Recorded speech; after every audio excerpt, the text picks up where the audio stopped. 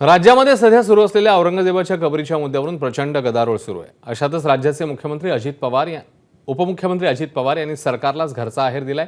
समाजात गैरसमज निर्माण करणं आणि समाजात दरी निर्माण करणं योग्य नसल्याचं अजित पवार म्हणाले। एवढ्या वर्षांनी औरंगजेबाची कबर कशाला उकारता असं म्हणत अजित पवारांनी सरकारच्या वेगळी भूमिका घेतली आहे। तर मंत्री म्हणून काम करत असताना तारतम्य बाळगलं पाहिजे असं म्हणत अजित पवारांनी नितेश राणेंचे कान टोचले। आपण ठराविक समाजाचे मंत्री नाही आहोत हा टोलाही अजित पवारांनी लगावलेला आहे।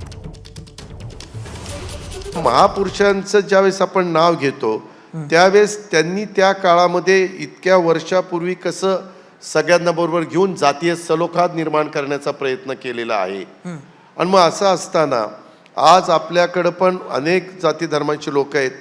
अशा प्रकारे कारण नसताना एकमेकाच्या बद्दल गैरसमज निर्माण करणं, एकमेकाच्या बद्दल एक दरी निर्माण करणं हे काही मला स्वतःला बरोबर वाटत नाही। ते कधी काळी त्यांचं तिथं दफन करण्यात आलं, त्याला किती वर्ष झाली, आता इतकी वर्ष झाल्यानंतर आताच कशा करता हे उकरून काढायचं। ज्यावेळेस मंत्री म्हणून आपण काम करतो त्यावेळेस तो कुठल्याही पक्षाचा गटाचा तटाचा असला तरी त्यांनी वक्तव्य करत असताना तारतम्य ठेवून वक्तव्य केलं पाहिजे।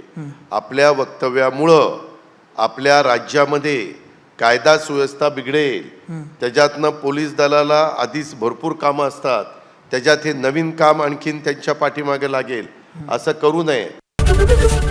एबीपी माझा, उघडा डोळे बघा नीट।